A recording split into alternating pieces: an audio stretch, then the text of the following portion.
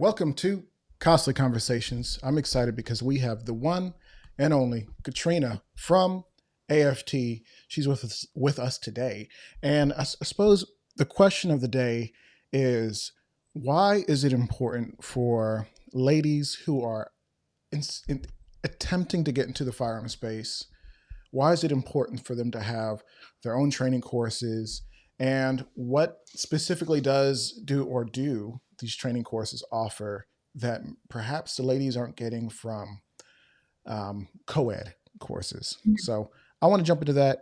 There's a couple other things that we're definitely going to get into. If you're interested in this conversation, tap in with us today. We're live on the Locals feed. We're live on YouTube. And of course, you can listen to the replay on Apple Podcasts, Spotify, etc. My name is Aaron. This is Costly Conversations. Let's go.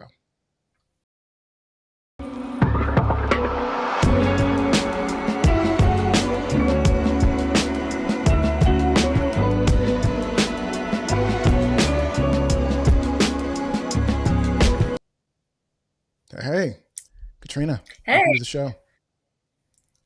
I'm excited to be here. Thanks for having me. Yeah, absolutely. Absolutely. For those of you who are live with us, we always try to take our audience questions, implement them into the show. And of course, if there's any like big questions that we need to tackle, we try to tackle those towards the end of the show in the last 30 minutes of the public feed. In addition to that, if you are on the Locals feed and you want to pop a question in, feel free to do so. I'm watching the feed right now. So let's go ahead and get right into it. Katrina, for those who don't know you, you are, I guess, the co-owner of AFT. You're wearing the shirt, the Woman Up t-shirt, the new design. It looks really good. I was just seeing that you guys have some patches that you're, I guess, testing out, looking at the quality on them. They look great. And Thank you. Alpha Female Tactical. Always, hmm always with the tactical. Why do we do this to ourselves? I don't know. It's like I used to do personal training and fitness, and Hmm. it was always something fit. So mine Yeah. was Hurricane Fit because Hurricane Yeah. Katrina and fit. So I don't know. Like We I'm just, teasing you because that's something that me and my buddies we have conversations about, like, why do we do this thing where we like always have to throw the word tactical? It's like such a military word. But yep. but I think of all the people who have the right to use it, you guys do because your husband, he's done some work in the military. So let's talk about your background and his background together and kind of what you guys are doing with AFT. Yeah, absolutely. So it was actually my husband's idea to start this company. His Mhm. background, he was in the Marine Corps Special Forces and Recon back in the early 2000s. And then he worked for a company out of Las Vegas called CRI Las Vegas Crisis Response International. It's a counterterrorism training school. So he got in training with them, and then he actually became their senior lead instructor for well over 10 years. So he was training, military, law enforcement, CAA, SWAT guys, civilian training, all in the defensive tactics, special force training, executive bodyguarding, tactical driving, all that fun tactical stuff. Yeah, fun Trying tactical to throw stuff. the word out. Yeah. So that's his background. So he knows a lot, very skilled, of course. And then we moved out to Florida from Las Vegas in 2017. He's actually the reason I got into guns, firearms, and self defense and all of that. Mainly guns. I had already been doing some basic MMA and, cardio fighting, I guess you can say, some Muay Thai, and I had an instructor in Vegas. But an incident in Guatemala, completely different story. I got jumped by a group of girls, and that was what turned me into, what, I should probably learn how to defend myself. So, Hmm. flash forward to us moving to Florida from Las Vegas, and I wanted to get my concealed carry license. And the class that I took, granted, of course, they went over all the legal stuff, which was great. I left my concealed carry class after shooting one single bullet, and that qualified me to carry a firearm. Now, luckily, I already knew about firearms and how to shoot them prior to the class, but it was very discouraging seeing all of the other women leave the class saying, hey, well, I'm going to go home. My gun's going right back in my safe because that didn't teach me anything, and I'm still not comfortable or confident to carry this firearm. So when I came home, my husband was all excited. How was class? I'm like, great. I shot one bullet and now I'm qualified to conceal carry. He's like, seriously? So then he kind of got the idea from his background in training in Vegas was like, hey, what if we build a program for women to turn women essentially into badasses and give them the training, just like I was doing with, majority of the men in Vegas. He had female students, but for the most part, it's usually guys. So Hmm. EFT was born, Alpha Female Tactical, and it's a training program for women from the very basic entry level to if you want to learn how to run and gun and shoot out of your vehicle and do anti-carjacking, things like that. We have the ability to teach you that as well. So it's been fun. That's how it started. Yeah, well, that sounds pretty cool. I mean, obviously, being able to teach all those things from a professional standpoint, I think it's solid. Um, Man, we all Hmm. have this I guess this canon event, right? This thing that we kind of encounter in our lives. I find it especially true with the ladies. Sometimes guys are more quick to just be like, oh, I just want to shoot guns. But in Hmm. order to get to a point where we're saying like, I want to carry a firearm, sometimes we have to go through something kind of semi-traumatic. Now, Hmm. you mentioned, you said Guatemala, which is, did you say Guatemala? Did I hear you I right? did, yes, Yeah, Guatemala. Guatemala, one of the most dangerous countries in the world. For those who don't know, like, like it sounds awesome, but if you don't know what you're doing, you're gonna get hurt. Yep. And it's like my cousin actually went there on a mission trip one time, and he was saying like, yeah, we would go to restaurants and there's like security guards outside with like serious like firepower, like McDonald's. I went to a a McDonald's. McDonald's. McDonald's was like the high class restaurant of the little town I went to visit. Yeah, They had armed guards. They only let one person walk in through the door at a time. So they had like dual glass doors, and you had to wait for someone to exit before they let you in. And they had a guy there with a big old rifle waiting to like guide you in. And you had everyone dressed up in business suits. You had flat screen TVs, computers. And I was like, wow, this is crazy, like totally unexpected. It's McDonald's. And, it's I went in there McDonald's. to order like 14 hash browns because I was a hungover American. Like, wow, all right, this is That's different. kind of nice. Why can't we get this in the States? That's hilarious. That's crazy how the McDonald's here is like kind of like just so regular, like it's not a big deal. Yeah, Now they have a few things that are kind of cool, but you're not expected to wear a suit to McDonald's. That's not yeah, a thing. yeah. And this That's was in crazy. 2000 and this was in 2010. Yeah. Well, Mm-hmm. back to kind of, I guess my point being is you guys or you went to Guatemala, you Mm-hmm. didn't, I guess, have a background of self defense or Mm-hmm. even some of the tenets of self defense, such as situational awareness, those sorts of things. I'm Yes. sure maybe you had a little bit of that, but not enough to avoid getting jumped, and obviously to the point where you're like, I'm never gonna let this happen again. Yep, that's Walk exactly it. walk me through that day. Like, what Um, happened? so when I was living in Guatemala, I was doing an internship through the college I had attended. So it was Yeah. all volunteer work and kind of similar to like Peace Corps work. So I was with other volunteers through this program. And every weekend, we usually went and explored a different city or town. So we had gone to Monterico, which was on the coast. Very beautiful, right on the water, black sand beaches from the volcanic ash and everything. And we had already been there once before, so we decided to go back a second time because it was so fun. You have the little beach hostels right on the beach. So for like $7 a night, you have like a beachfront room pretty much. And it was a tiny little beach town. So we went out to the one and only like little bar nightclub, I guess you could call it, in the town. And I was with the volunteers that I was working with. There was other Peace Corps volunteers from all over the world. So I met people from, Australia, Europe, other South Americans, Central Americans, local Guatemalans. So we had some drinks. We were hanging out, mingling with locals, other tourists, other Peace Corps, other backpackers. And we happened to go to a different bar later on. And I was sitting in a chair with my back to the beach because all of the bars and restaurants you could walk up off the sand directly into the restaurant. So I'm sitting in my plastic beach chair, my back to the beach. It's like 2 o'clock in the morning. Of course, we had been drinking, having a good time. And next thing I know, I'm getting yanked by my ponytail out of my chair. I have no idea what's going on. And all of my friends didn't, like I said, everyone had been drinking, so no one was really paying attention.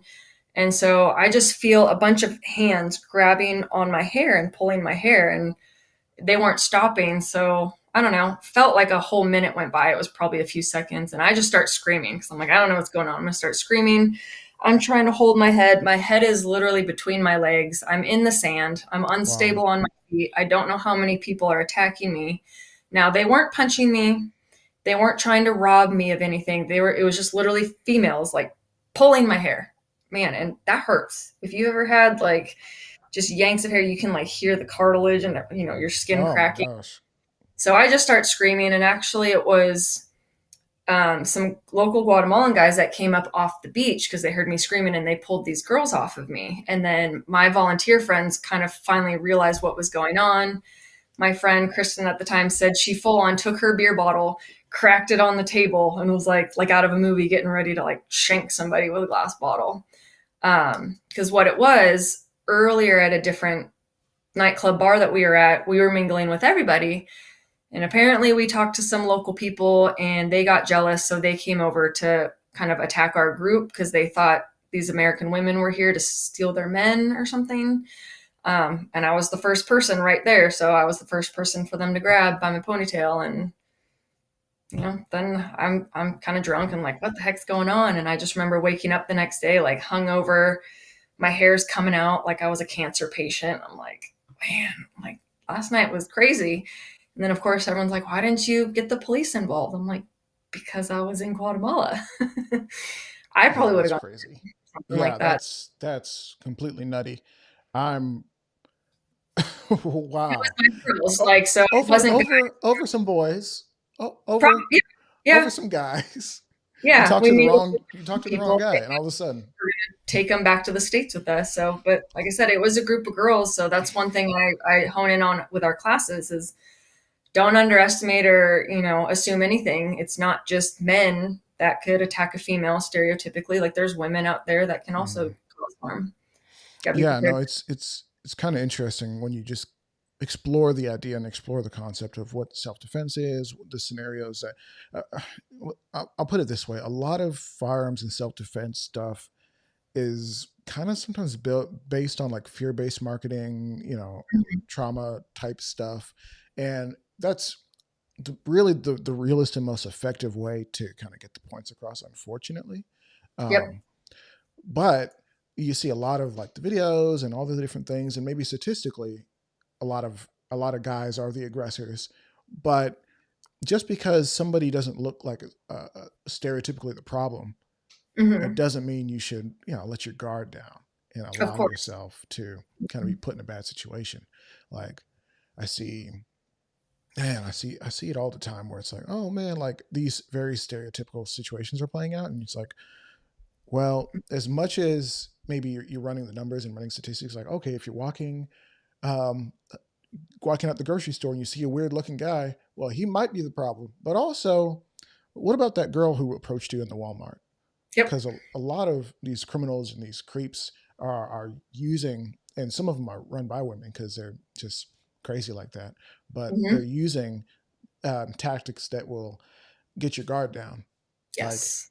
using women decoys, or Hmm. even your side of the road, somebody's trying to get help with a flat tire or something like that. Well, why don't you keep an eye out? Make sure no one's going to roll up on you. You see a group of people coming up, put yourself in a defensive posture. But I don't want to monopolize the conversation because we are talking about AFT and what you guys are doing. And I guess the point of it all, because like I said earlier, like what specifically is the point?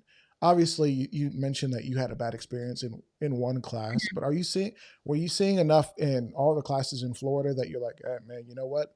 We got to create a women's specific course Yes. because women aren't showing up, or like what's the deal? I think it's a very intimidating environment for most women. It's like going back to fitness, not very many women until they've kind of gotten into the fitness thing are going to go into a weight room full of dudes. So it's kind of Mm, like the same thing. It's going to be a little bit intimidating, especially in the area where we live. A lot of the men are current or former military, or they're country boys that grew up, shooting cans and shooting rifles, handguns, hunting, whatever the case may be. A lot of women too.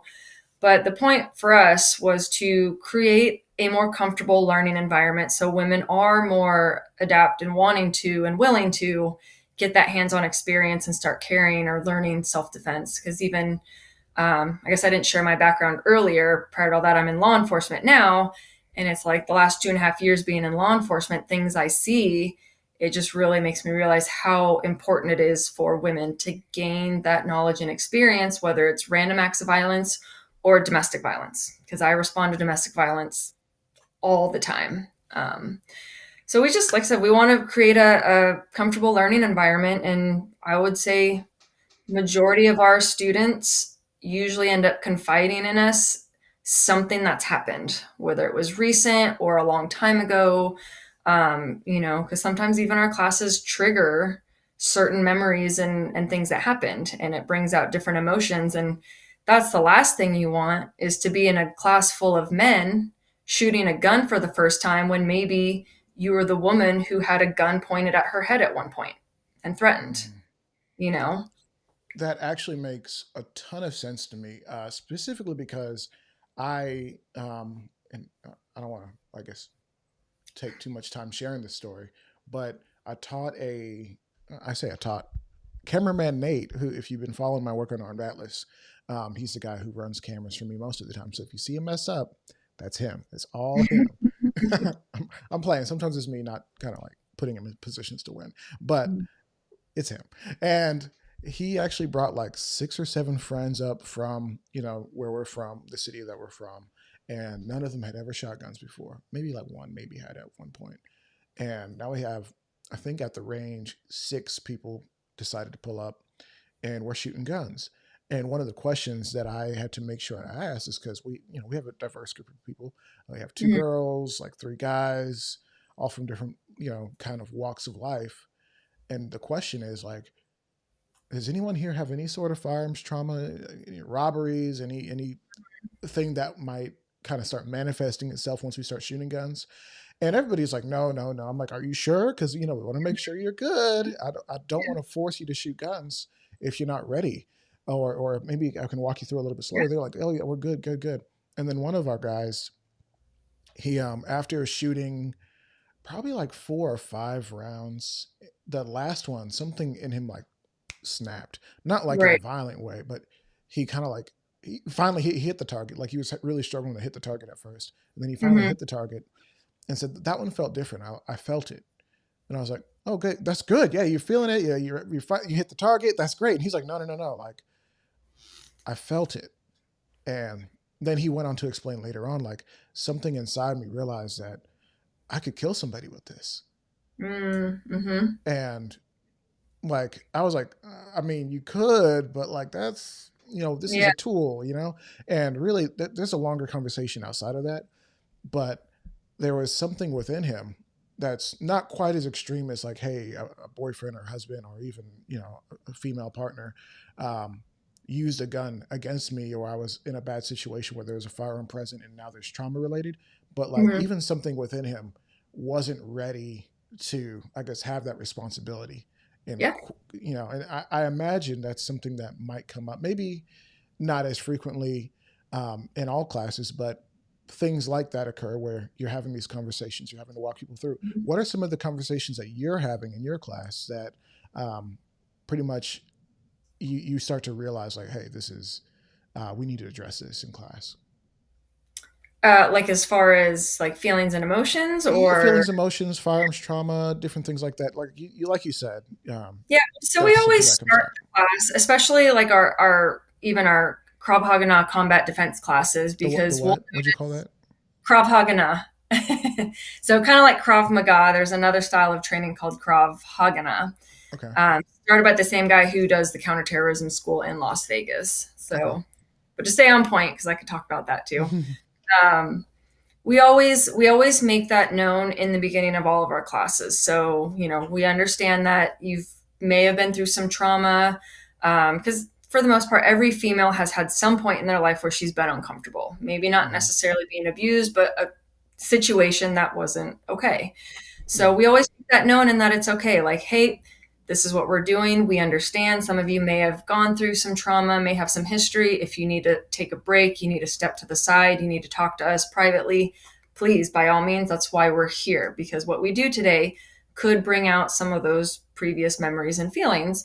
And that's okay. Like, we're going to work through it. We're going to woman up together, and we're going to help you push through that and, make yourself even stronger. Because we had a woman who, she was hesitant to take a firearms class with us, and she finally did, and she did amazing.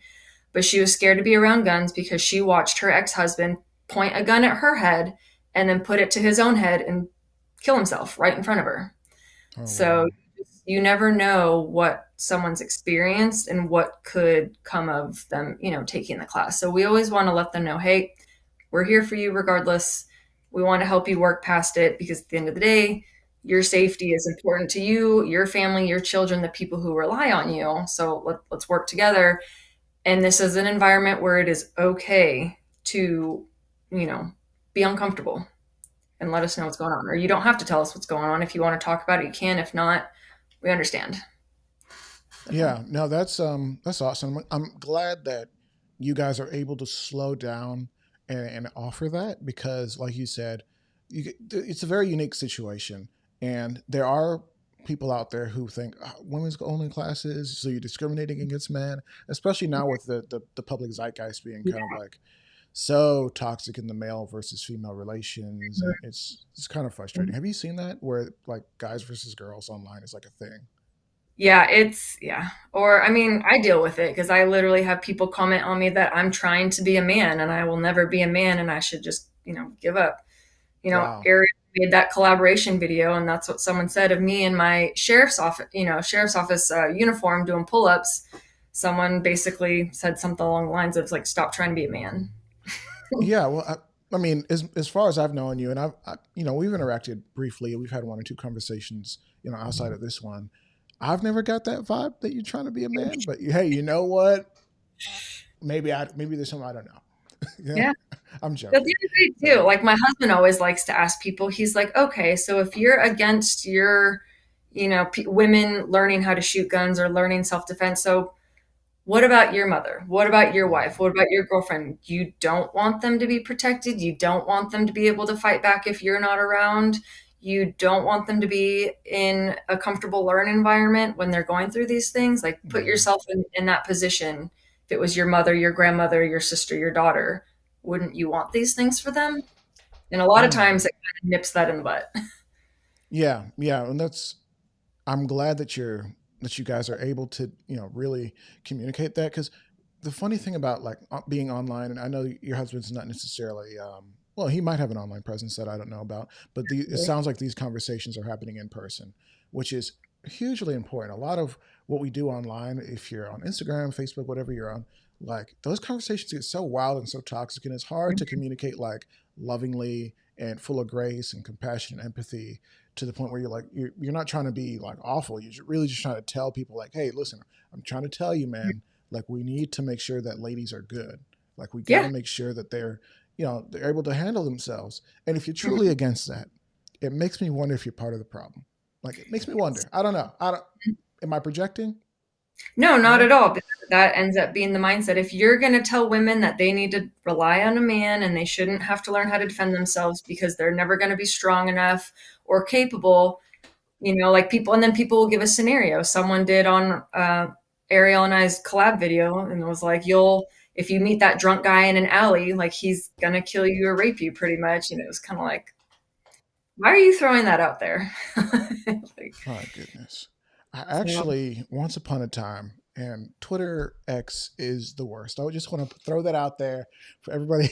Like, there's a lot of positive and really good information there, but also there's a lot of people who intentionally, their full time job is to just be a troll on Twitter. I don't get it. Somebody once upon a time, they were talking. I don't know if it was under Nina De La Flores' post or something like that, but trying to talk about teaching women to shoot and train and to be strong and kind of step into that role of being their own first responder. I'm not sure if it had to do with like some of the combat stuff that we've seen ladies get thrown mhm, into with the Ukraine and um, yeah. the IDF. I know they utilize female soldiers as well, um, and I suppose where this person went with it when they were seeing these things is, historically. the women who survive are the ones who basically have mothering and wiving skills, and Mm-hmm. basically they just, after a conquering force comes in, just takes all the women as their own and turns them Mm-hmm. into whatever, kind of slave uh, Mm-hmm.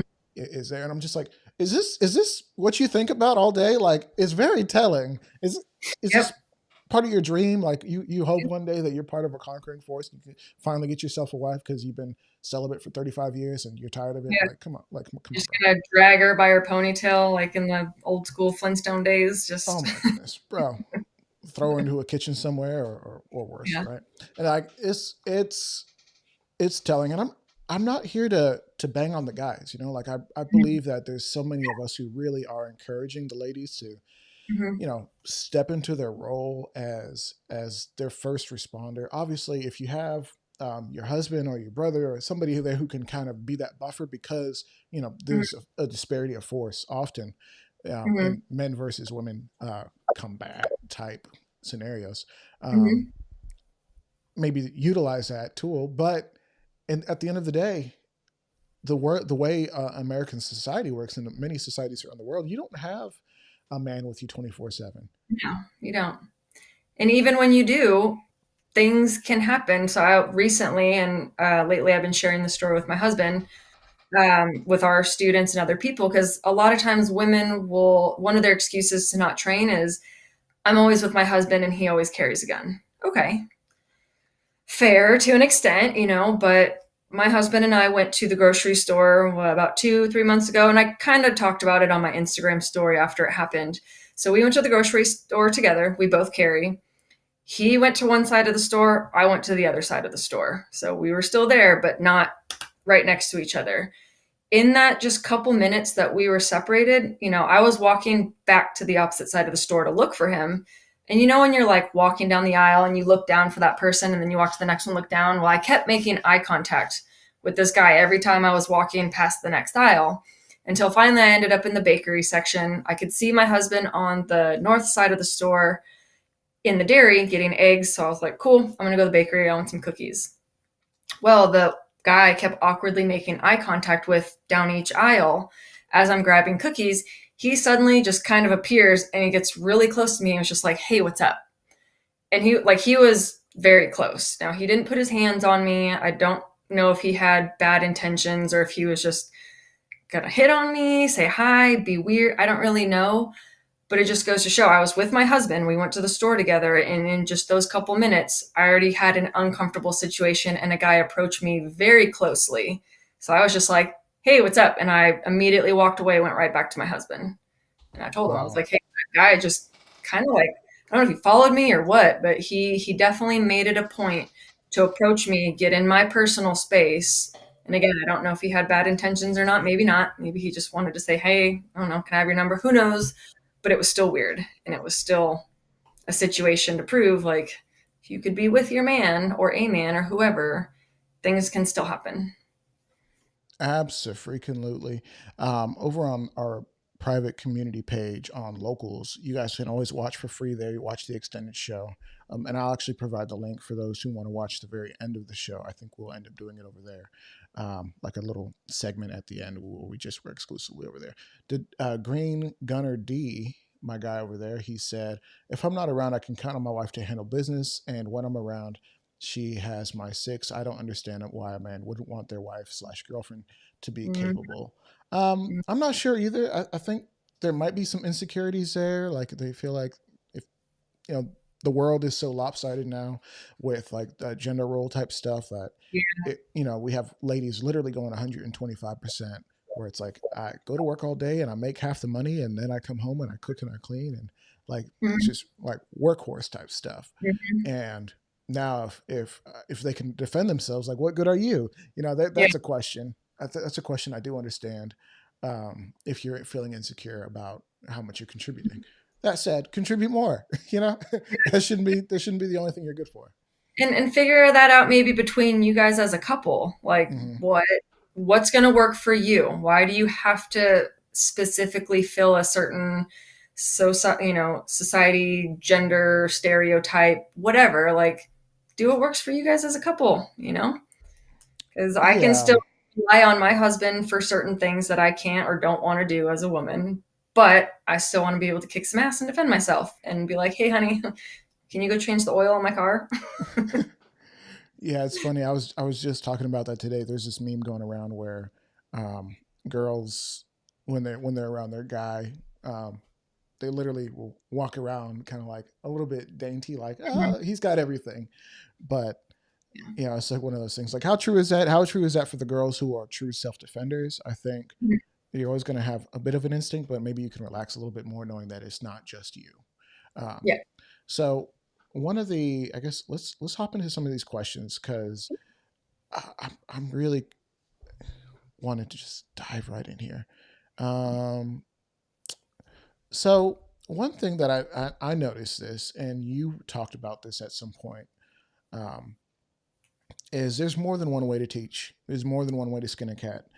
Specifically, you guys have an interesting thing that you do, I guess, because a lot of these ladies have a hard time managing recoil, and a lot of them have little bit tiny baby guns. And little baby Mm-hmm. guns, you might need to get a little bit more of an enhanced grip.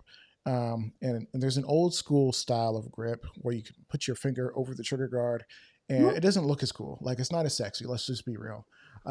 And a lot of guys don't think it's effective. Mm-hmm. Although I have been told by master multi-time master level USPSA um, champ, winner. He does it all. That the putting your finger over the trigger guard, as in like getting Mm-hmm. an extended grip on Yeah. it.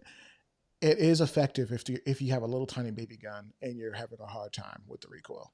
So I've heard that it's fine through somebody, but I've also seen people who kind of down on it. Do people attack you online for that when they see videos of your class? Sometimes, not as much anymore. When we first came out a few years back, I feel like it was.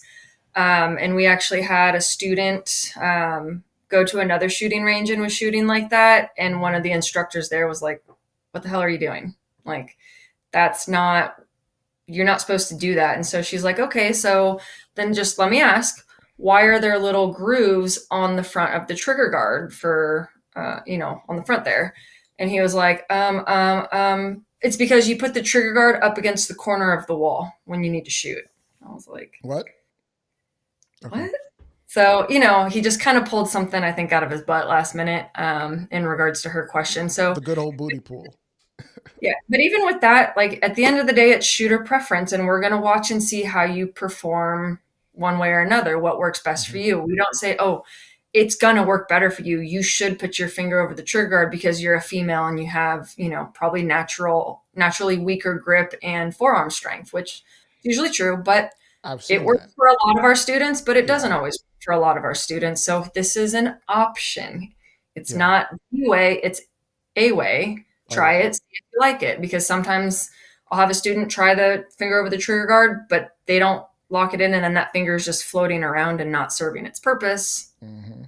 But teach their own. Try it, see if you like it. I like it, but now being in law enforcement, I have a light on my gun. I can't wrap my finger around the trigger guard, so I've adapted to more of the natural grip.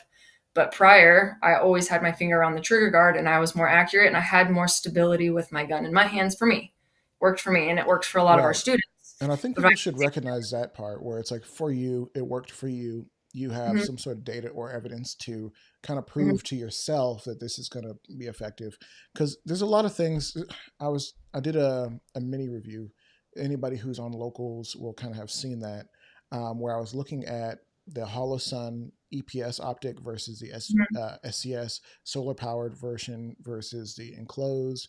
There's definitely check it out because there's some cool tech.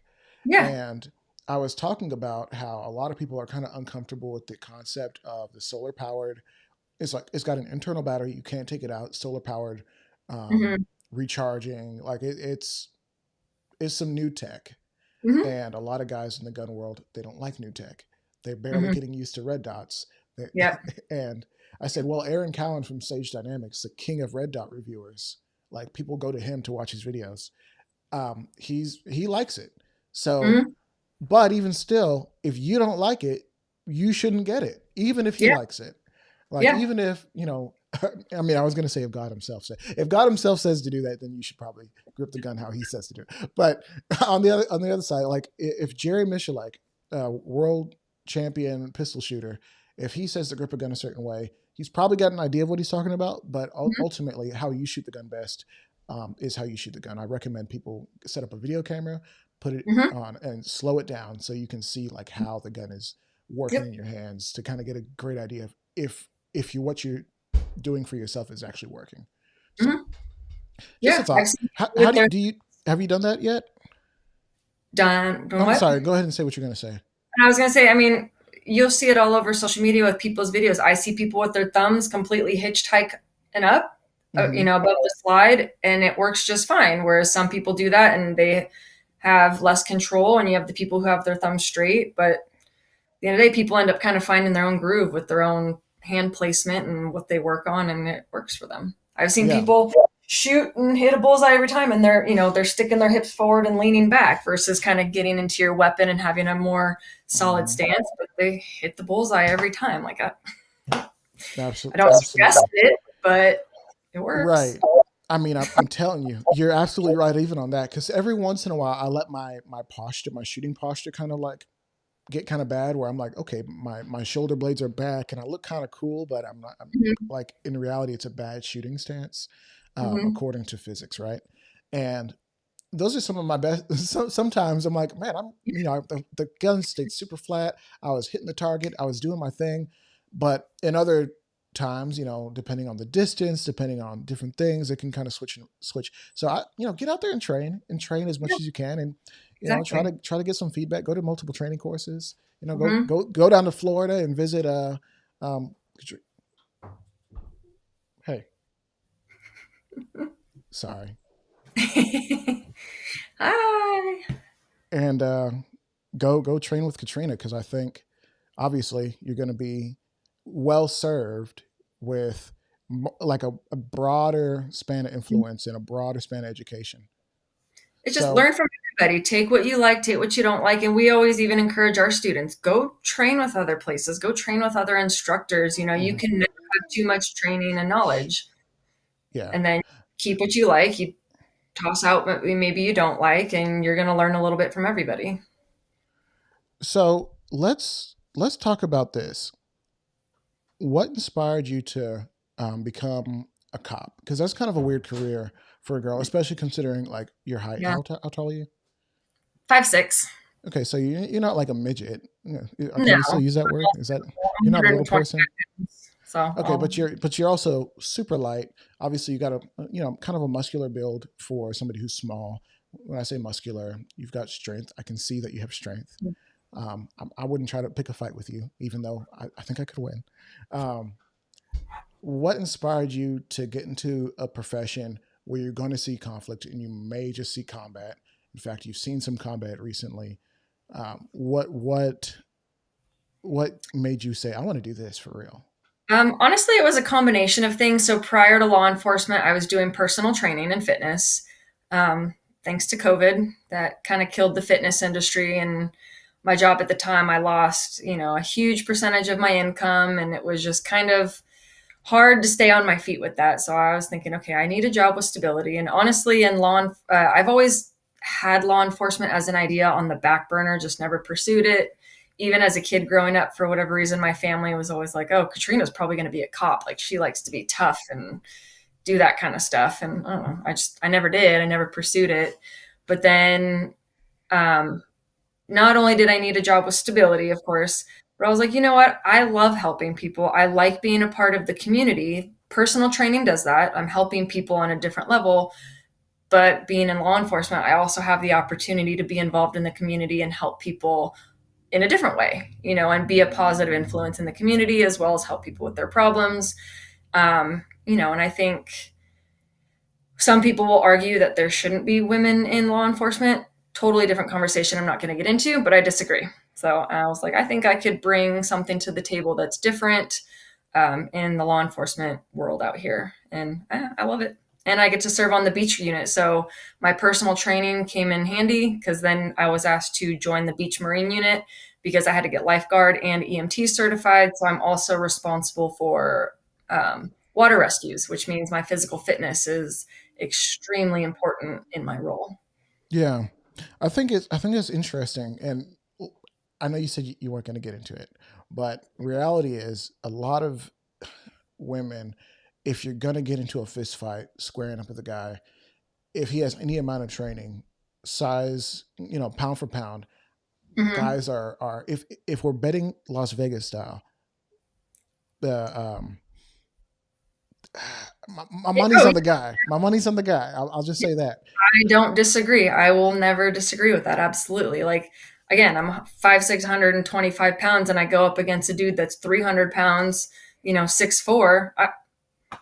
I have to go deadly force on something like that. That's more of Yeah, a law enforcement conversation, but that's just how it is. yeah, But sometimes women were able to bring a situation down because yeah. we are women, and maybe she has the gift of gab, or she just brings a different mindset and emotion and environment Hmm. to that situation. So, because I've had a lot of times where I've been able to talk down a situation, especially a drunk person, and get the situation kind of calm down. And then you get a guy in there and starts running his mouth and gets them all hyped up again. And I'm like, man, Yeah. I had this under control. Like I had this. Come on, bro.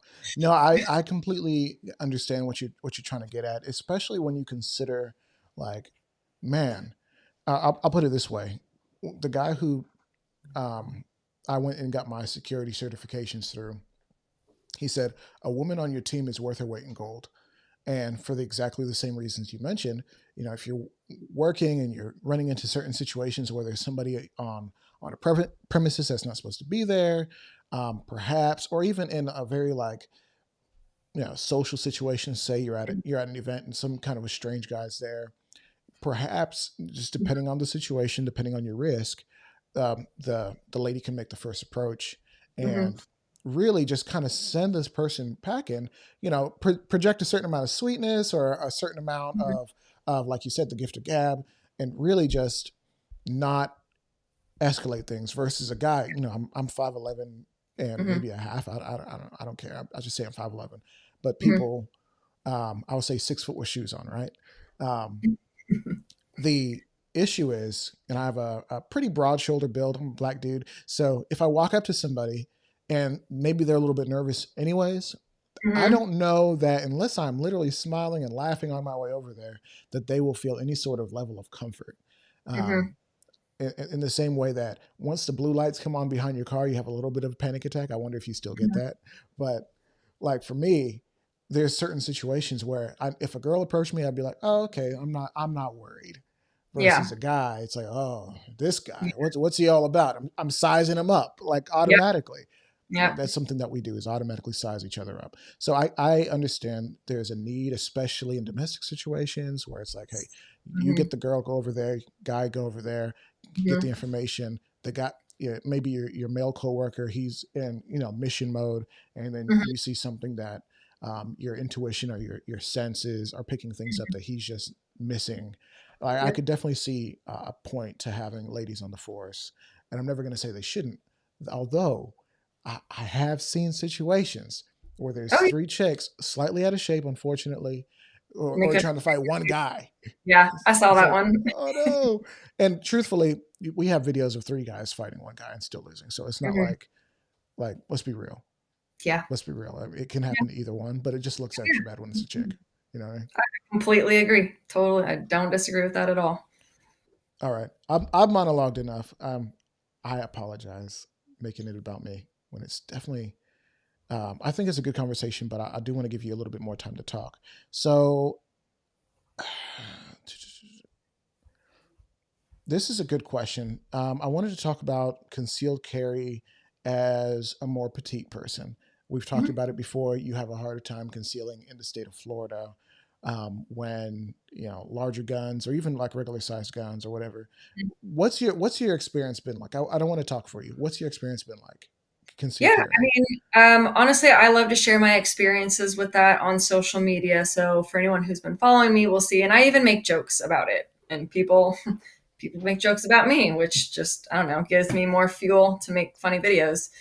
Because I'll joke like I again, yes, I am a small, flat, thin person. So concealed carry looks different on everybody. It looks different on me every single day. Sometimes I purse carry, sometimes I body carry. Living in the state of Florida, it's hot, it's humid. In the summertime, it is very hard for me to carry on my body because unless I'm wearing thick layers, I print. I carry a Glock 43X and I carry a Ruger LCP Max. Ruger LCP Max is very, very small.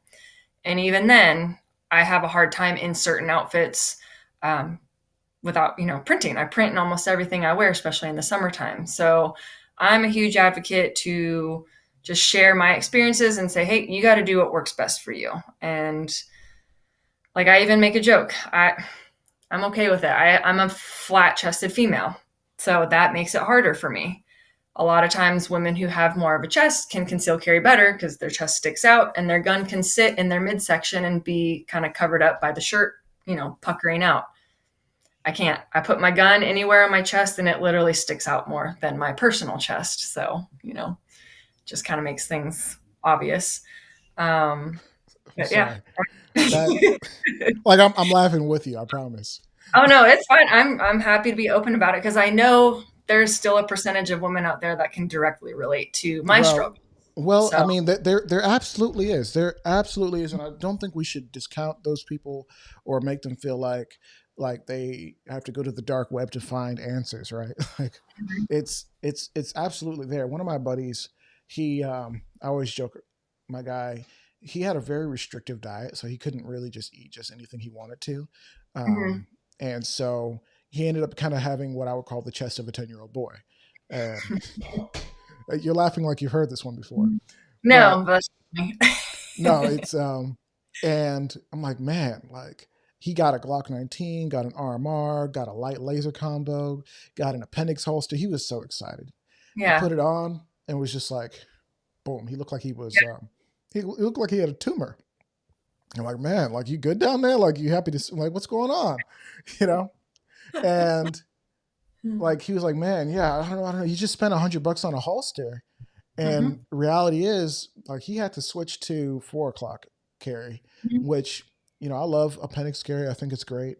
But if you don't have kind of like the right peaks and valleys, we had a conversation with the owner of Filster, and, Filster yeah, preaches the peaks and valleys principles where, the peaks, like say your bust, or if you have a big chest or whatever it is, that creates the peak and creates the drape, and or where your stomach ends and your hips hmm meet, or vice versa, whatever you want to say, like peaks and valleys, right? yeah, Um, he just didn't have any. He had no yeah. peaks and no valleys. I feel for him. I feel you. No, and it's understandable. But let's talk about it. Let's talk about it, like, for real. Like, what's the solution for you? What have you found works best for you? Because clearly you're not going to carry a Glock 45 or a Glock 17 on your No, pelvic bone. no. I can if it's wintertime right now and I've got a big hoodie and a vest on. So honestly, my Sweater concealed carry weather. changes every day. So I have the flashbang holster. But even then, I have to wear a shirt with pattern and print, and that's more flowy because I can't wear it in a regular fitted shirt. Because if Hmm. you're bustier and the gun sits underneath, it's hidden because you have boobs. I don't have any, so like I said, it sticks out further than my chest. So depending on my shirt, or I'll appendix carry. If I've got a really, really flowy top or a hoodie, I can appendix carry on my belt. I've tried the filster. I can wear filster with sweatpants. If I wear filster with jeans, I have a bulge. So it really just depends. Hmm. Or I love a brand. It's called Zendira. Whoever follows me will see I talk about her all the time. And she has a crossbody fanny pack bag with magnetic access, and that is my go-to about 95% of the time because I can wear it with any outfit. I can wear it over a sports bra. I can wear it with a crop top. I can wear it with winter clothes. I practice with it. I train with it. I take it to the range. It's a good quality product and it works for me. And I love it because her magnetic access makes it quick and convenient to access my firearm versus a Hmm. zipper. And it doesn't have that tactical look. I feel like, and I love all the new fanny pack bags that people have, but I feel like they all kind of look very similar. And Hmm. once you have one, it's kind of like, oh, yep, that person totally has a firearm in their Right. bag. What's that Leonardo DiCaprio meme where he's in the Once Upon a Time in Hollywood and he's whistling and pointing out the TV? Yeah, He's like, yep, up, up, up, up. I see it. yep. So Um, one I use, actually, I've got it right here. It's kind of got more of a feminine look to it, so I Yeah, that can looks like dress it up, I something can dress it something a down, girl would carry. Yeah, and then you've got the magnetic access. So, I mean, at the end of the day, I guess you can assume anyone who carries a fanny pack is probably packing, possibly. it crosses Uh, my mind. but I feel like that one's a little less threatening, or people Hmm. are less likely to assume I've got a firearm on me. But Yeah, it definitely. I like that design. I like that look. What are the limitations? Because I know we hype these products up. What are the Mhm. limitations? And after we get done talking about this particular product, I have a question from one of our listeners or a person who sent in a voicemail for us to listen to on the costly hotline. So let's go ahead and answer that question and get through to it. What are the limitations of a product like that in your loadout? So a purse carry is always going to be a little bit slower.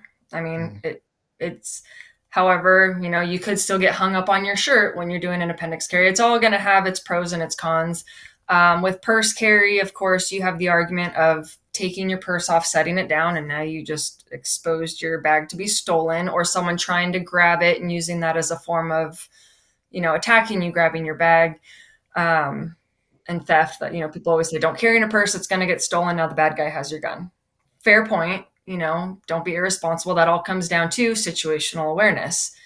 If you're not paying attention to your surroundings and you let someone get that close to you, then yeah, that could be a possibility.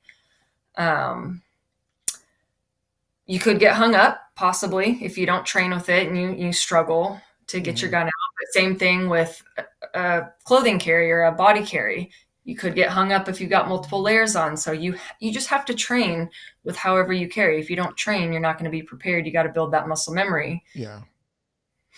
It's interesting that you said that because Corleone Noir did an interview with a guy who I guess he was running an online jewelry store of sorts and hand delivered, or was hand delivering, I guess doing an exchange, money for Mm-hmm. goods type of situation. And he gets out the car and there's like three guys in a car and they get out and they're getting ready to rob him. Mm-hmm. And he pulls out the firearm and begins, the self defense Mm-hmm. scenario. Everything starts playing out. And he said his optic actually got snagged on his clothing on the way out. Although he did get rounds on target, and he did end up, or one of the attackers ended up deceased. I'll put it like Mm-hmm. that. Then later on he was like, yeah, I took my optic off and I started practicing with my self-defense rounds more because self-defense rounds are a little snappier, a little hotter. And it's like, okay, so his real world experience and actually using his tools, the snag occurred and he Mm-hmm. found ways that it just doesn't work for him. And I don't know if I agree with taking your optic off. I think if you're going to have an optic, you Yeah. may be a little bit better off. But in his experience, he doesn't want it anymore, and it's his right to go with or Yeah. without. I don't know if I've seen you shoot with the bag. Do you have videos on your Instagram where you're live firing with the bag? Have you done that Yes, yet? I have a lot. So I actually have a video from a couple weeks ago, and it was EDC carry training. So I Hmm. practiced with my flashbang holster, I practiced with my appendix holster, and I practiced with my purse. I practiced because those are the three main ways that I carry, depending on my Hmm. outfit, what I'm doing for the day. Do you So feel yeah, like, and I would love if you could post that in your stories if anybody, over the next day or so wants to go check that out, they'll be able to see it quickly. But do you feel that your muscle memory, because as a cop, you carry your gun at the 3 o'clock position mhm, in a very specific place. As a civilian, you might carry your gun in appendix, you might carry your gun mhm, more highest appendix being mhm, in the chest region. You might carry the gun crossbody, which requires a different draw even still. mhm. Do you feel that you'll be ready in a self-defense scenario to, off of instinct and muscle memory, reach in the correct area? Yeah, I mean, I actually think about that a lot. Yeah. And it's just one of those, you have to be conscious. It's almost like, you want to be able to carry comfortably to where you don't think about it, but you are thinking about it. Because I actually did that one day. I walked up the street to the grocery store. I was using my concealed carry purse just for my wallet and my personal belongings, but I had my gun appendix on my belt. And I was like, this is probably not a good idea because I'm so used to drawing from the purse. I'm Mm-hmm. carrying that purse. If something happened, is my Right. muscle memory going to know to go for my appendix, even though I'm carrying my concealed carry purse? Like, is my brain and my body going to coordinate the correct communication to draw Mm-hmm. from the right spot? I don't want to reach into my purse and be like, oh crap, I didn't put it in my purse today. I'm wearing it on my appendix, or. So for me personally, when I leave the house, however I carry, I do a minimum of 3 dry fires before I leave the house to hopefully kind of just be like, okay, this is what I'm doing. Yeah. This is how I'm prepared for the day. And I mean, I would like to hope that if I find myself in that situation, my brain and my body are going to work together and do the right thing. So, But your duty as a civilian and being a local cop, in your jurisdiction, um, it pretty much compels you to respond even to situations where you might have been able to remove yourself from. Like the average person, we sometimes, depending on who you are, we say like, hey, listen, like if you find yourself in a situation where you're not directly involved, remove yourself and, ask for help. Don't like hunt down the bad guy trying to be a hero. A lot of the times that's what we teach. Some other people will teach it differently, but most of the time I don't personally recommend people who have less than the adequate amount of training or responsibility just try to be a hero and run 3 city blocks down and try to go hunt down a bad guy. It's just not really yeah, recommended for most people. yeah. For you, you do have more of a duty to respond. Am I wrong about that? No, yeah, you still, I mean, you swear on an oath when you become a law enforcement officer that you have a duty to act. So, and that Yeah. can be on duty, off duty. Of course, it's all situational, but for the most part, and it's almost expected by the public. Hmm. It's kind of one of those things. Well, Is oh, there well, a nurse on this airplane? That kind of yeah, thing. that person's a cop, so they have to react. Now, I know Right. there's controversy in the public as far as the whole whatever about Yeah, law with the enforcement Supreme Court, no necessarily duty. to Yeah. respond, but and then it all comes down to the individual. So it would be hard to say what each individual person is going to do in that moment. Because, I mean, look, there's even people who are in law enforcement that don't react appropriately to certain situations. And there's some who do very well under pressure Hmm. or have the training and the ability to react to a certain crisis. And then there's some You, people who fight or flight just sucks and they just freeze up and they're ooh. completely worthless. Yeah, well, I definitely want to talk about your fight or flight, and I hopefully have good things to report. If not, be honest. Um, but before we do that, I do want to pull up a a question from our guest. Whichever one comes, I didn't label these, so whichever one comes up, cool. One second. One second. How can I better prepare myself mentally for when I go into law enforcement? That's a really They good didn't question. leave their name, or actually, I think that was Audrey. But I don't. What do you think about that? I mean, just life experience, to be honest. Hmm. The more life experience you have under your belt, the better off you're going to do. Like for me, I started law enforcement late. I started in my mid 30s when I went through the academy, but I Hmm. have already worked, lots of different jobs. I've traveled to different countries, lived in different countries. So I feel like that benefited me prior to getting into law enforcement because I've already been exposed to so many different walks of life, so many different cultures, so many different places that it's made me more well rounded to be able to communicate with people in the public and deal with different situations and be more, whether it's empathetic or, um, knowledgeable. So life experience, the more you can do, the more you can travel, the more you can expose yourself to is going to help you because and a lot of people think, okay, well, I got to be prepared because I'm going to see dead bodies. I'm going to see child abuse. I'm going to see domestic violence. I'm going to see death. Yeah, you will.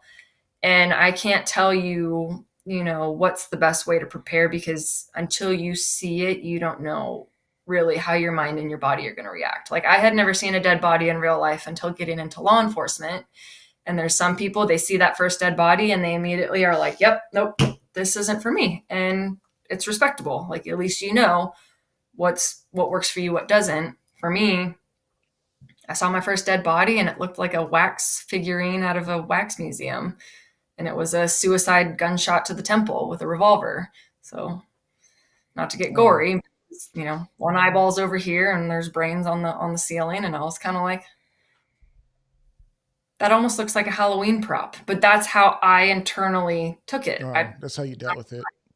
Yeah. And then I remember I was in field training. My field training officer was nervous because she's like, great, I've got this new rookie cop, never seen a dead body. This could be a disaster. What if she throws up on the crime scene? Like, oh God, what could happen? And so I was like, okay. And I'm looking at it.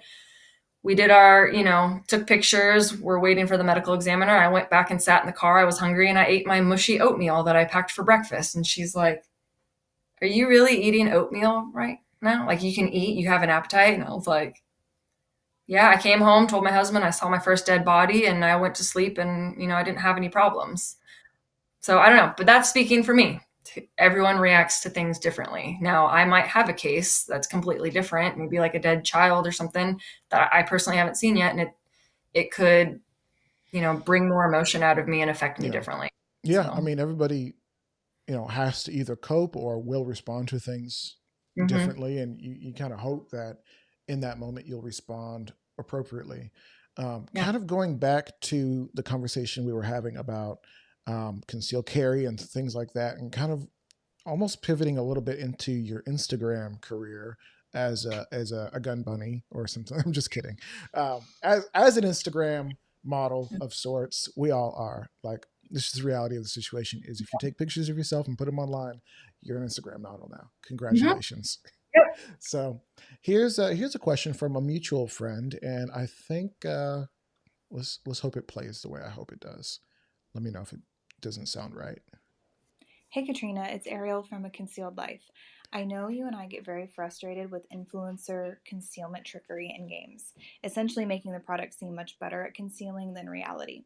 I would love for you to talk about why in particular this frustrates you. Hey, let me know if that came through okay, because it was a little bit quiet on my end. But yeah, that was good question, Ariel. And because her and I, we do discuss this a lot, actually.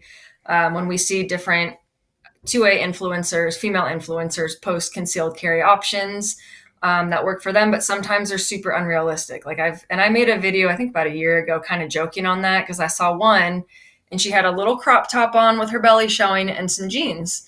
And she's like, how do I conceal carry in this outfit? She put a gun on a belt, put it on her belly, and then put a jacket on. And I was like, you just changed your entire outfit. You gave someone the idea that you were about to conceal carry in a crop top and jeans, and then you put a jacket on.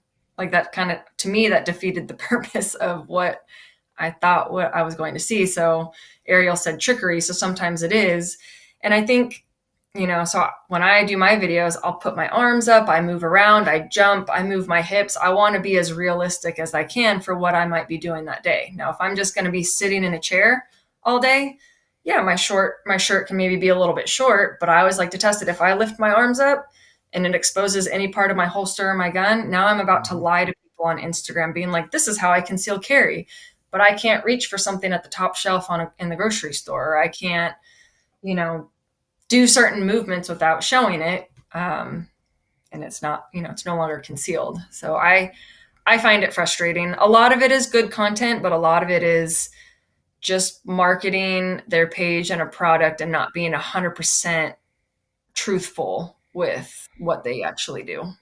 Yeah, I would say there's something of that we do need to be aware of. I mean, when I was first getting started in the concealed carry thing, and it was like, okay, especially when switching to appendix, because 4 o'clock position, you can barely see the gun yourself to really judge to see, like, am I printing? But when I started carrying appendix, my question to myself was like, man, like, is it supposed to look like this? Like, what's it supposed to look like? You know? Like, how much am I getting away with, and how much is like just public, I guess, being condition white, or just not really knowing what they're looking at. So it just kind of goes over their head. How much printing is okay? Like, how much, it's like those questions. And people would be like, yeah, I just got this new holster, it's great. And then they would kind of stand perfectly still and then Uh-huh. turn side profile, stand perfectly still. I'm like, well, what about when the wind blows? You know, Yes. what about when the wind blows? Like, what am I supposed to do? Because I'll be walking up to church or like walking up the little hill and the wind is Mhm. blowing directly on me. I'm just like, my God, Yeah. imprinting. Yep. And And then, I don't know. it's, and depending on where you live, because there's people who live in an open carry state. So Mhm. technically they could carry, where Yeah, everyone but can maybe you don't want to though. care about Maybe, printing. They're like, okay, well, I don't really care about printing because I live in an open carry. So people are probably going to assume I have a gun anyways. Cool. mhm. Fair. If that's what you want to do, that's what you want to do. Yeah. I live in an area where if you unintentionally show your firearm, someone's going to call 911 and be like, that person brandished their firearm. Okay, me lifting up my shirt and you accidentally seeing it, that's not a criminal offense. That's not me. That's not the same thing as me threatening, being like, hey, what's up? You want to take this outside? Mhm. Criminal But offensive side eye. Hilarious. No, that's interesting. And of course, the brandishing conversation. That's also an interesting one where I've seen so many guns that I wasn't really meant to see. And a lot of yeah, handymans, they'll conceal carry firearms and they will not care if you see their gun. no, it's like They your have butt crack, coming out. right, like they have no shame. Like none. Like bro, I don't want to see all that. Like, I mean the gun. I mean, I just think you're either cool or I worry about your level of training. Either one, either Yeah, way, you know, you just get out there, practice, and I'll be a little bit happier as a human being. So yeah. I guess we're at a point where we can start kind of wrapping up to switch over to the locals only feed. But there's maybe like one or two more questions that I definitely want to talk about. We already talked about the females in crop tops. Do you ever wear crop tops? Is that a thing that you do? Heck yeah, I live in crop tops in the summertime because, and I hear the argument that says you need to dress to, um, conceal carry appropriately to an Dressing extent. around your gun. Yeah, you need to dress for your gun. Yeah, that's a Hmm. better way to say it. Okay, give and take. All right, I Right. I work out. I'm proud of my muscles and my body. I'm going to be, egotistical, I guess, on that point. I'm proud of what I've Okay. accomplished. I like to wear my crop tops. It's hot. I live in Florida. I'm not always in layers. If I lived in the Northwest or something where it's cold or up north, yeah, I can get away with it. So yeah, I like to wear crop tops. I wear crop tops a lot. And I don't wear high waisted jeans. Well, That's me. I have noticed that some girls who wear crop tops will pair it with the high waisted jeans. I guess that's kind of a look, which is everyone's their prerogative, however you want to do it. Um, Now, I guess the question is like when you are in the crop top, like what's the concealed carry? Did you leave your gun at home, or like how are you carrying? Are you just gonna go ahead and just leave it there, appendix, let everybody see it? I keep it Huh? where the sun don't shine. Just kidding. Hilarious. You're so funny. Do that. There's criminals who do that. Oh my gosh. That's where I use my fanny pack and my purse carry, or sometimes my flashbang. Like this shirt specifically with all the print and the dark color, I can get away with my Ruger LCP Max and my flashbang, and you won't really notice it too much. Do you So shoot the LCP Max pretty well? Like how do you like that specifically? I don't shoot it as well as my Glock 43X, but I'm getting a lot better at it. I'm not good at shooting at long distance. I will completely admit that. But I'd like to think that if I have to pull my gun in a self-defense situation, it's probably going to be more of a close quarter combat situation, more than likely. But then you can never plan for when you're going to have to pull your gun. You don't know. Who's to Yeah, say? you never know, and You obviously, can. You seems could like the what if worst day of the world. Yeah, you could what if situations all day. And that's Hmm. also what, annoys me with concealed carries because no matter how you carry, what outfit you wear, on body, purse carry, you get the what if people that are like, well, what if someone does this? What if? I don't know how, you don't know how someone's going to attack you or harm you or give you a reason to pull your firearm. You can't Right. predict what's going to happen. No, you can't. One of the interesting things that I've run into with posting my guns online, because I'm a two-way influencer per se. I do some advocacy, some advocate work, making sure that the message gets out there. I consider what we do with the podcast a form of advocacy and making sure that the two-way propaganda lives on. You can't kill the signal because we're everywhere, right? That said, when you post your guns online, people have thoughts, comments. Some of them will be like, "Oh my gosh, I love that gun," and others will be like, "Well, I see you still have your plastic sights on that Glock. You should definitely switch those out for metal sights." And I'm Oh like, my gosh. "Who's Yeah. paying for that? Because I still don't have a Uh-huh. deal with Ameriglow. Come on, Ameriglow, email me back." But Uh-huh. Yep. and so I have a Holliston EPS. It's an enclosed, I believe, like 70-75 aluminum, green dot optic, and I can point shoot really, really Mm-hmm. well. That said, if you get into a situation where for some reason your dot goes down, and you have to revert to your iron sights, I guess this is people's thoughts like, oh, if your dot fails, when your dot shouldn't fail, but it can. I've seen them fail. Mm-hmm. Yeah. And point of me saying all this is like, people literally, they saw my gun and they saw that I still had my plastic sights on. They were like, "Where's your metal sights?" And I'm like, "Man, this gun costs more than every gun you own. Like, come on." Well, It doesn't, but like, bro, like, you you are can't not make them cool. happy.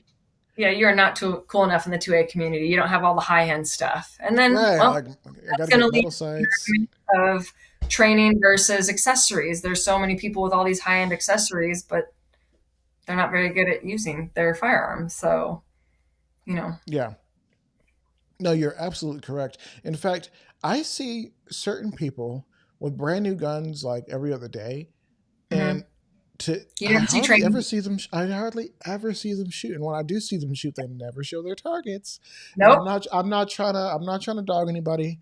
Like, you Mm-hmm. can shoot, and maybe you don't feel like artistically it looks cool enough to show your target because it just doesn't add anything. But like, I never see your target ever. Like, you never talk about what you're working on. You never admit that you pulled a shot to the left. Like, you don't say like, "Man, I'm not as good with this gun just because it doesn't ergonomically suit me, so I kind of shoot crazy with it." Like, I think we should be a little bit more honest in the gun space about what we're doing, where we are, how Mm-hmm. far we've come, and maybe where we've regressed. Because there's weeks I don't dry fire and I go to the range and my Yeah. first shot is low and to the left. Mm-hmm. I agree. And I think it's because everyone's so afraid of getting trolled because you have to be perfect on social media. And so there is a lot of respect for people who put content out there that does show their bloopers, their mistakes, their learning, their progress, their good days, their bad days. I respect that. I like when people show their mess ups. I like Yeah. when people show bloopers. Shoot, my blooper videos get more likes than my regular content. But there is, I think people just don't want to put stuff out there showing them not being 100% perfect because that's when the internet trolls and the armchair quarterbacks immediately take to, you have that $5,000 gun and you suck. Or. You're right. Yeah, it's true. It's funny that you say that because when I first started this podcast, it was a video podcast from the very beginning. And I said to myself, you know what? I'm not going to really focus on making sure that my mustache is perfect and my beard is trimmed just right every single time. I know there's guys who shave before every Mhm. show. I'm not going to do that because one day, if my mustache has a wild hair somewhere, I don't want to feel like I did something wrong or Mhm. have internet trolls come at me. I want to set the expectation right now that I'm not going to look perfect every single time. You're And really, human. that was more for Like, me than it was for them, really. But now I'm a little bit better about trying to keep things trimmed up a little bit more. But like you said, I'm human, right? And mhm. it, do you have anything like that you've done in your life that's kind of like that, where you're just like, I'm going to do this to kind of like send a message to the haters? Yes. Well, yeah, I mean, if whoever watches my Instagram story pretty frequently, like I wear fake eyelashes. I'm not going to hide it. I do my own fake eyelashes. And so there's days where I put my little story up and I have makeup and lashes on. There's some days I don't have anything on. Mm-hmm. I did an Instagram story a few weeks back where I was training for work and we swim train in the Gulf, in the water, the Mm-hmm. ocean, whatever you want to call it. And it was a rough day. So it was a perfect training day because that's what I have to do. I have to jump into the Gulf when it's horrible conditions and pull somebody that's unconscious. So I did a little selfie like before training and I had my lashes on and I'm all smiles. And then I did a post training. That day tore all my lashes off because the water was so horrendous. My hair is all, messed up. So I put it out there. I was like, this is me post training. I look like a naked mole rat. It's fine. That's hilarious. Oh man, no, but I mean that's the reality, and I think I think girls on Instagram have it the worst because there's so many built-in filters and built-in ways to kind of enhance your look. Mhm. And obviously the world of makeup, if you know how to do makeup, most of the time when ladies come on this show, they'll make sure to touch up their makeup a little bit, make sure their cheeks have a little bit of red in them, get the Of course. mascara just right. Make sure especially if you're blonde or something like that, make sure you have eyebrows. Because have you noticed that blonde people, are you naturally blonde? No. Oh, Like I you're used not, to be when I was a kid, but now, no, this is but have you natural. have you noticed that people who are natural blondes, they like their eyebrows do not show up? Mhm. Like Mhm. it's like where they at though? Yeah. And like I'm not trying to attack anybody, but I think it's just the funniest thing. I'm just like Mhm. because I have like naturally really dark and like overly aggressive looking eyebrows. Like look at these things. They're there. They're not going anywhere. It's like I took a Mhm. Sharpie and brought them to work. And I think it's going back to what I was talking about with like Instagram and stuff. It's like man, I knew a girl that even when she was on like Instagram live, she had to have a filter on Yeah. like the whole time. And I'm just like, oh, I hate that for you. I hate that you feel like something's wrong with you or that you're not enough. And maybe this is a Mhm. deeper conversation about society or, I like this for me or I hate this for, whatever. It doesn't seem like maybe you have that issue. Obviously you like your fake eyelashes, excuse me, but you're okay with showing people the opposite. So I'm happy for you in that regard, but let's talk about that a little bit. I mean, it all comes down again to the individual because, like, Yeah. as a woman, I get critiqued if I have no makeup. Oh, she needs makeup. Gosh, she needs makeup. Like, why doesn't she do herself up? And then you get the argument of, gosh, women wear so much makeup, they're fake.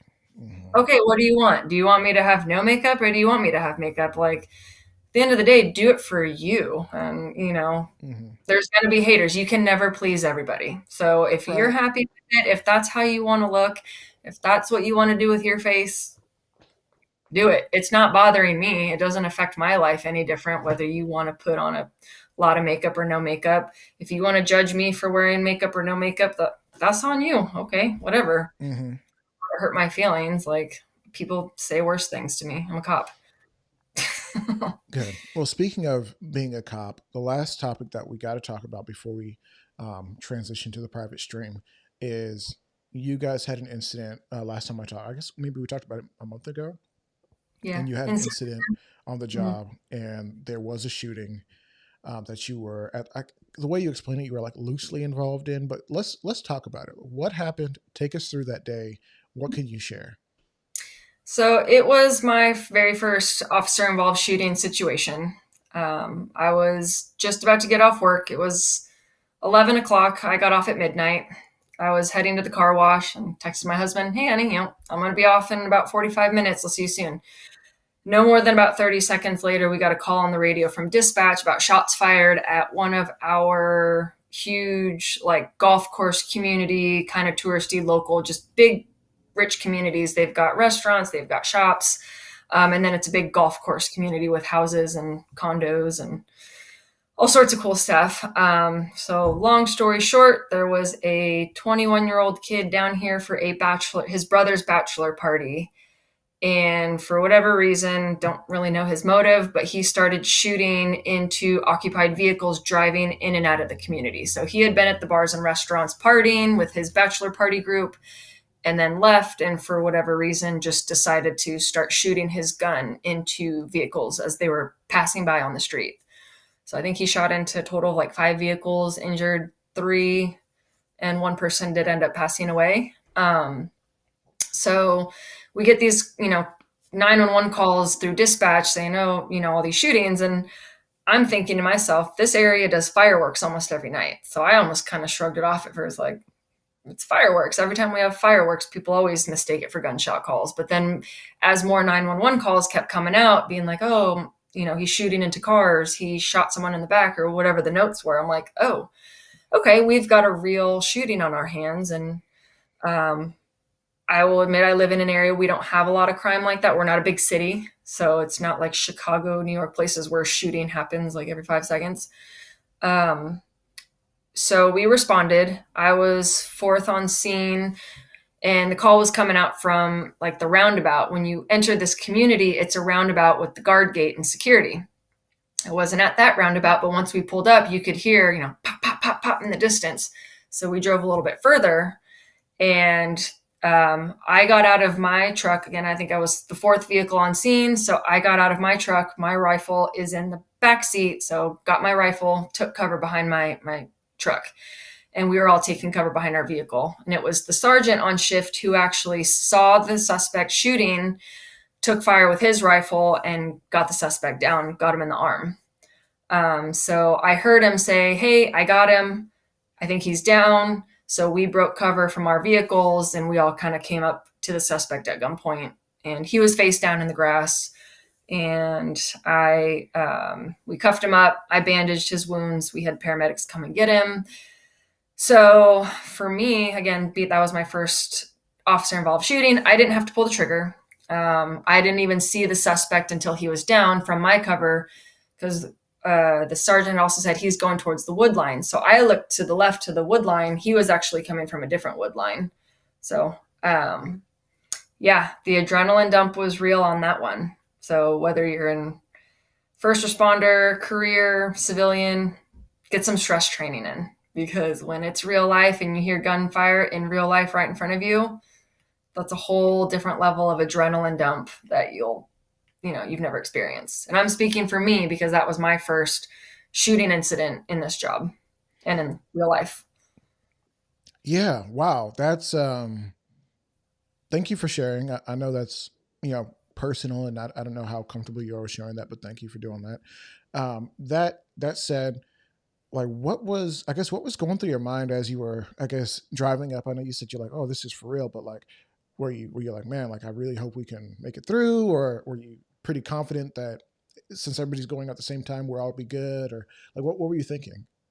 It was kind of like, it was surreal. I was like, wow, this is real life. Like, this is really going on right now in an area where we don't really have crime like this, and obviously I never assume nothing can happen. You always have to assume anything can happen anywhere. So that was just really putting it more into perspective. Like, wow, this is our rich golf course community where, you don't hear about things like this. And this is happening in this moment. This is real life. Yeah. So I was just kind of like, wow, like, am I going to have to pull the trigger? Is one of us going to get hurt? Is he, and then he's face down. I'm like, oh my gosh, is he dead? Did we really just take somebody's life? Yeah, it's a lot of things that go through your mind. And this is where it was the perfect learning opportunity to what they teach you in the academy, as far as it sometimes takes 24 to 72 hours to really like remember a situation and what happened. So like from a law enforcement perspective, when we interview a victim or whoever, sometimes you have to wait a day or two for all of that to kind of like settle before they can really truly remember what happened. Because in that moment, you're just, everything's, misfiring in your brain, and you're kind of like, holy crap, like, what happened? It literally just happened 10 minutes ago, but I'm having a hard time repiecing exactly what happened. And then I remember after about 48 hours, I was like, okay, now I pretty much remember exactly what happened and in the sequence of events. But it took me a day or two for that to settle down a little bit in my brain. Statistically, most officers will go their entire career without ever pulling the trigger. And also statistically, most officers are bad with guns. Like, they can't shoot to save their life. They barely pass quals. As someone who trains a bit more than the average bear, and you have a bigger background when it comes to firearms, how do you feel that you would have responded if you had to be the one to have pulled the trigger and potentially have taken this guy's life?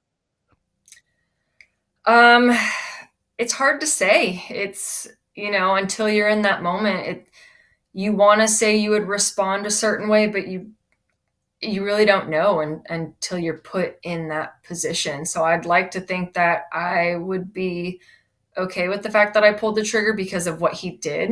He hurt 3 people and killed another one and shot into, he was trying to kill people. He did. So, you'd like to think that your mindset would be content with, yep, he deserved it. I took him out because that's what needed to be done. But at the same time, you don't know. There might still be that sense of guilt or just those feelings of like, holy crap, like I took a life or I tried to take a life. Yeah. And then you can justify it, but he took a life and he took up, he hurt other people.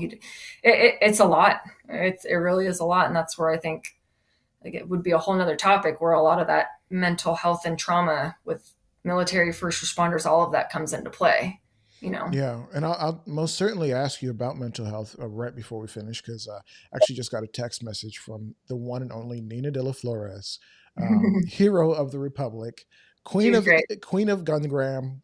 She's definitely killing it right now. Oh yeah. Multiple viral videos. What was that? I loved her recent photo shoot that she did with the ladies. That was badass. Yeah, she's everything she does, she kills it. I'm just like, man, Mhm. I want to be like you when I grow up. I'm joking. I want to be me, but she's freaking dope, and I think we should all aspire to impact the Second Amendment community and beyond, because a lot of her viewers are not from what we do. You know what I mean? That said, she just fired in a question, and I want to get to that, but kind of talking about the the the shooting. This was a mass shooting, another one, and I guess this crazy, like, does media hype up the numbers, or are we really running into like every city once a day, every day, where there's some guy with a gun just spraying up the place? How are you right now? Like, obviously, you're in the Second Amendment space. Mhm. Um, you exist here. We're teaching women how to shoot. We're teaching them how to shoot handguns for the most part. I don't know if you shoot rifles at class. Um, where are you when you actually encounter these real life mass shooting scenarios in your little town where this could never happen? Mhm. Where does your mind go? Do you say like, "Dang, like, are they right?" Or like, what are these anti-gunner, crazy psycho people saying that we should take all the guns from everybody? Or like, do they have a point, or like, how do you defend your position as somebody who's advocated for teaching people how to shoot guns? Like, do you say like, well, if we put more people on the street that are healthy, like we have a balance? Like, where do you Mhm. go? Where does your mind go? I wish more people had had firearms with them that could have maybe stopped him sooner before we got there. Now we had a 2.5 minute response time, which was for law enforcement, that's pretty fast, but Yeah. not fast enough given the circumstances. That's why Mhm. even though I'm in law enforcement, I always tell our students, you are your own first responder. We will not get there fast enough.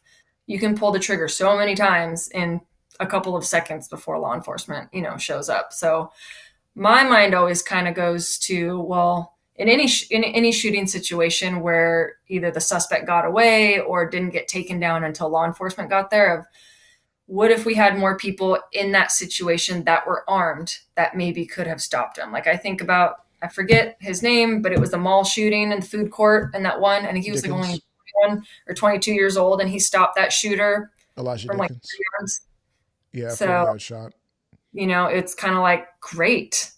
He was there and he had a gun, Mhm. probably in a gun-free zone, and he was able to help. We had a Yeah. recent situation in the town nearby, Panama City Beach. I think there's a shooting at the strip club.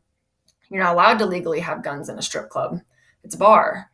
Mhm. And some guy didn't get let in, and he got mad that the bouncer wouldn't let him in. So he went back to his car, grabbed a gun, and was going to try to shoot up the place. But a good person with a gun stopped him and shot him first when he pulled his gun and started shooting. So it was Wow. kind of like, it's one of those situations where, good thing he had it. He wasn't technically supposed to, Right. but he prevented death that night. Yeah, and it's crazy because I think about it all the time. There's plenty of places, like, I carry a firearm 99% of the time. And there's plenty of places where I see a sign that says no guns, and unless it's one of those state issued signs, 3006, 3007 here in Texas, where no open carry, no concealed carry, no both, um, you can do what you want to do. If you get trespassed, that's one thing. Like, you gotta Mhm. go. Mhm. But there are scenarios where I'm looking at, like, even the post office, where it's like a federal crime to go in there with a Yeah. gun. You're like, man, if I go to the post office, going postal, that phrase is based on the fact that they used to spray and pray the Mhm. post office. Um, Mhm. if I go to the post office and someone goes postal and I don't have a firearm, I'm gonna be kicking myself. But Yep. also, if I get caught with a firearm in the post Mhm. office for some reason, Lose like, lose. you're done. But if I stop somebody, will the judge have leniency on me? Will I get probation?